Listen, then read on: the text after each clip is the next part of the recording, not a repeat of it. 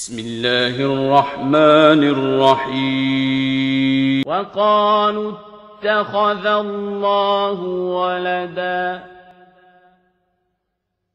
سبحانه بل له ما في السماوات والأرض كل له قانتون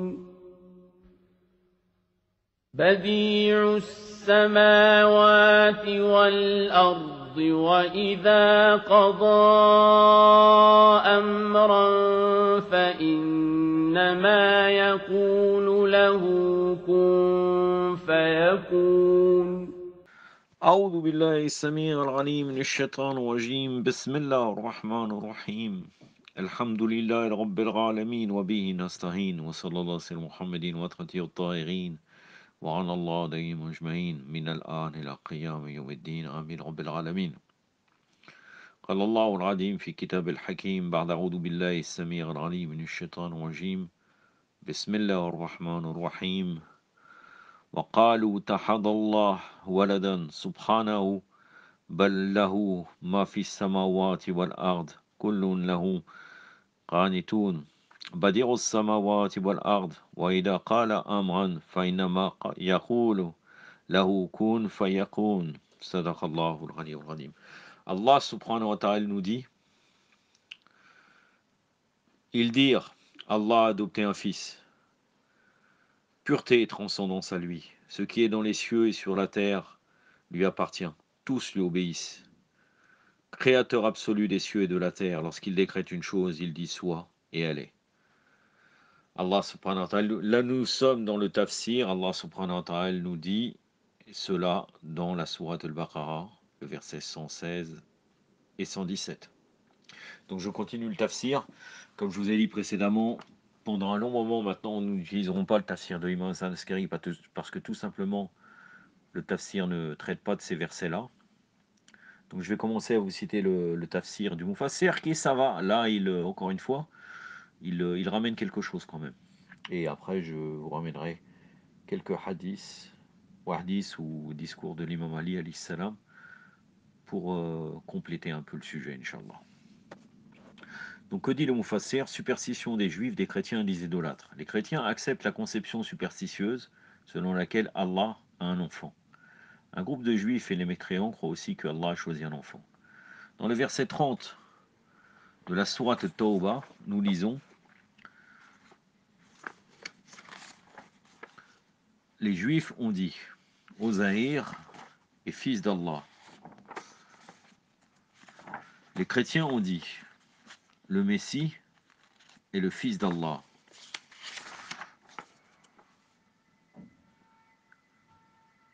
C'est un blasphème qu'ils affirment de leur bouche et il correspond aux propos des mécréants d'avant, que Allah les tue ou bien les combatte. Normalement, c'est plus dans le sens de combattre. D'ailleurs, là, c'est le Mufassir qui a soit le Mufassir, soit un problème de traduction, parce qu'en vérité, ça veut dire qu'Allah les combatte. Quel mensonge il profère. Nous allons le voir en arabe. Ba'da a'udhu billahi samir al-alim minash shaitanir rajim. Wa qalat al-yahud Uzair ibn Allah wa qalat an-nasara Masih ibn Allah. Dalika qawluhum bil afwahim yudakhirun. قال الذين كفروا من قبل قتلهم الله أنا يفقون. صدق الله العلي. Là on voit très bien que قتلهم الله, ça veut dire que Allah Azza wa Jal les combatte. Donc aussi là il parle aussi du verset de la sourate Yunus, la sourate numéro 10, le verset 68. Dans le verset 68, nous lisons à propos des idolâtres, ils ont dit que Allah a choisi un enfant, pureté à lui car il n'a besoin de rien. Donc là, le début du verset, Ba'da'udhu billahi samir al-alim minash shaitanir rajim, qalu tahadha Allah waladan subhanahu huwa ghaniy. Sadaqallahu al-ali al-azim. Dans beaucoup d'autres versets coraniques, on note ce genre de déclaration insensée de leur part. Pour taper fort sur cette superstition, le premier verset dit: ils disent que Allah a choisi un enfant pour lui, pureté et sainteté à lui, par rapport à ce genre de déclaration infondée. Là, il paraphrase encore une fois le verset. Quel besoin Allah Azzawajal éprouve-t-il pour choisir un enfant? A-t-il besoin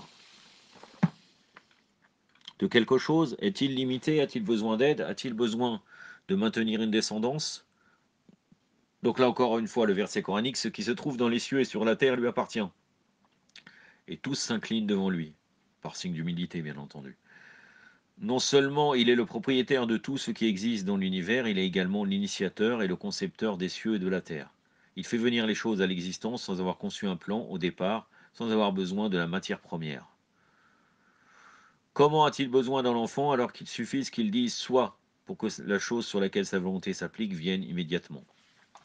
Donc là maintenant il va rentrer dans l'interprétation de la phrase kun fayakun. Donc moi je ne vais pas vous citer les versets, je ne vais pas revenir aux versets en arabe, mais là vous pourrez trouver ces versets où Allah Azza wa Jal dit kun fayakun, la sourate Al-Imran, donc la sourate numéro 3, verset 47, la même sourate, le verset 59, la sourate Al-An'am, donc la sourate des bestiaux, la sourate numéro 6, verset 73, la sourate Al-Nahl, donc la sourate des abeilles, la sourate 16, verset 40, la sourate Maryam, la sourate 19, verset 35, sourate Yasin, la sourate 36, verset 82, sourate El-Ghafir, donc la sourate du pardonneur, la sourate 40, verset 68. Cette phrase même fait partie de la volonté innée d'Allah et sa souveraineté sur la création. En effet, kun fayakun, soit, et c'est fait immédiatement, ne signifie pas que Allah prononce quelque chose avec la bouche, quelque chose qui donne le sens de soi. Cela veut plutôt dire que lorsque sa volonté se verrouille sur l'existence de quelque chose, grande ou petite, complexe ou simple, de la dimension d'un atome ou alors de l'ensemble des cieux et de la terre, il le concrétise sans avoir besoin d'une autre cause. Et rien ne s'interpose un seul instant entre cette volonté et la venue de cette chose à l'existence. Les versets 116 et 117 ne doivent pas en d'autres termes faire venir à l'esprit des gens l'idée selon laquelle, lorsqu'Allah le Tout-Puissant veut créer quelque chose, il utilise le verbe et le langage. Non, tel n'est pas le cas. Le prince des croyants, l'imam Ali, salam, Ali ibn Abi Talib, salam, celui à propos du qui le prophète sallallahu alayhi wa alayhi a déclaré: je suis la cité du savoir et Ali en est la porte, dit ceci à propos de cette parole divine, plus particulièrement au sujet de la phrase kun fayakun. Ces propos d'Allah ne se manifestent pas sous forme d'écrit, qu'on peut lire, ou sous forme d'écho, qu'on peut entendre. La parole d'Allah signifie concrétisation. Ça, c'est dans Nahj al-Balagha, la page 274, l'impression arabe, exemplaire de Sopré Saleh. Les propos similaires sont apportés de l'imam Moussa al-Kazem, salam, dont je vais vous en citer un tout de suite, dans les traditions compilées dans El-Kafi et El-Tawhid de Shir Sadour. Ça, vous trouverez ces propos aussi dans Tafsir al-Safi, donc de Morsen Faïd et Kashani, volume 1, page 167. Cette explication apparaît dans Tafsir al-Burhan, au premier volume, à la page 147, avec un peu de détails. Donc maintenant, j'ai bientôt terminé, je vais aller vers le hadith de l'imam Moussa al-Khazim, salam, dont il fait allusion, dont un des hadiths dont il fait allusion le Mufassir. Dans Usul el-Kafi, le volume 1, page 109, la version arabe, chapitre de la volonté d'Allah Azzawajal. L'imam Moussa ibn Ja'far salam a dit: la volonté est le fait de la créature, la conscience et ce qui en découle après est le fait de l'homme. Mais lorsque la volonté est le fait d'Allah, c'est seulement de le réaliser, car Allah n'examine pas, il ne pense pas, et il ne réfléchit pas. De tels attributs lui sont proscrits, car ce sont les attributs des créatures. La volonté d'Allah, c'est l'action, seulement il lui dit soit et c'est.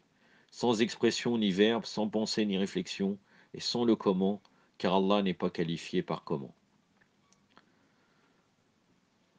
Là, vous pouvez revenir, donc ça c'est dans Kitab al-Tawhid, donc le livre de l'unicité, dans la version française aussi, vous pourrez retrouver, vous allez dans le chapitre La volonté d'Allah, et vous trouverez d'autres hadiths sur ce sujet. Maintenant, je vais vers le Nahj al-Balagha, bien entendu, Nahj al-Balagha de Sharif al-Radi, compilé par Sharif al-Radi, mais c'est les paroles de l'imam Ali, alayhi salam. Dans le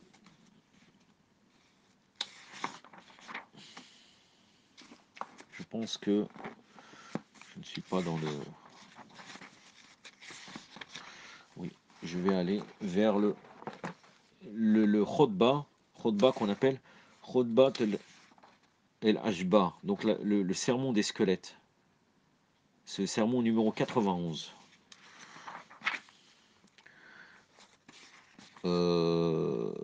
Au milieu du khutbah, quand il décrit Allah Azza wa Jal, que dit l'imam Ali alayhi salam?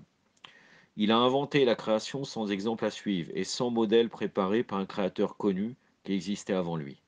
Il lui a montré le domaine de sa puissance et des merveilles telles qu'elles parlent de sa sagesse. L'aveu des choses créées que leur existence lui est redevable nous amène à réaliser que l'argument a été fourni pour le connaître. Les signes de sa force créatrice et le critère de sa sagesse sont fixés dans les merveilles qu'il a créées. Tout ce qu'il a créé est un argument en sa faveur et un guide vers lui-même. Même une chose silencieuse est un guide vers lui, comme si elle parlait, et sa capacité à guider vers le Créateur est claire. J'atteste que celui qui te compare avec la division des membres du corps ou avec le raccord des extrémités de son corps n'a pas familiarisé son intérieur avec la connaissance de toi, et son cœur n'a pas assuré la conviction qu'il n'a pas d'associé avec toi. C'est comme s'il n'avait pas entendu les suiveurs désavouer leur faux Dieu en disant par Allah, nous étions dans un égarement manifeste, quand nous vous considérions comme les égaux du Seigneur des mondes. Sont dans l'erreur ceux qui te comparent à leur idole et qui te font porter les vêtements des créatures par leur imagination, qui t'attribuent du parti du corps par leurs propres réflexions et qui te considèrent d'après les divers modèles des créatures par le biais de l'activité de leur intellect. J'atteste que quiconque t'a assimilé avec quelque création, que ce soit d'entre tes créations, t'a donné un égal, et que quiconque te donne un égal est un mécréant. D'après ce qui est affirmé dans tes versets sans équivoque, et comme l'indique la preuve de tes arguments clairs, tu es en vérité Allah, et tu ne peux être restreint par l'intellect pour accepter le changement d'état en entrant dans son imagination, et tu ne peux être retenu par les chaînes de l'esprit pour devenir limité et touché par des altérations. Une autre partie du même sermon, il a fixé des limites pour toute chose qu'il a créée, des limites qu'il a rendues fermes, il a fixé son activité, une activité qu'il a faite subtile, il a fixé sa direction, qui ne transgresse pas les limites de sa position, et n'est pas incapable de parvenir à accomplir son objectif. Elle n'a pas désobéi lorsqu'elle a reçu l'ordre de bouger selon sa volonté. Et comment aurait-elle pu faire quand toutes les affaires sont gouvernées par sa volonté? Il est le producteur des choses dans leur variété, sans exercer d'imagination, sans ressentir le besoin de satisfaire une impulsion cachée en lui, sans une expérience tirée des vicissitudes du temps, et sans associé qui aurait pu l'assister dans la création des merveilles. Ainsi la création était complétée par son ordre. Donc là, amr, bien entendu, un ordre. Elle s'est inclinée pour lui obéir et répondu à son appel. La paresse d'une limace ou l'ineptie d'un être qui se cherche toujours des excuses ne l'ont pas empêché de le faire. Alors il a redressé les courbes des choses et fixé leurs limites. Avec son pouvoir, il a créé une cohérence dans leurs parties contradictoires et rassemblé les facteurs de similarité, puis les a séparés en variétés qui diffèrent quand leurs limites, quantité, propriété et forme, tout cela était une nouvelle création. Il l'a faite stable et l'a formée comme il le voulait, selon sa propre invention. Ce khotbah, vous pouvez y retourner, il est magnifique. Et donc je vous invite à revenir dans son sermon, ce sermon qui est le sermon numéro 91 de l'imam Ali dans Naj al-Balagha. Aktafi badal qadr wa sallallahu alayhi wa sallam Muhammadin wa trati wa ta'irin. Wassalamu alaikum wa rahmatullah.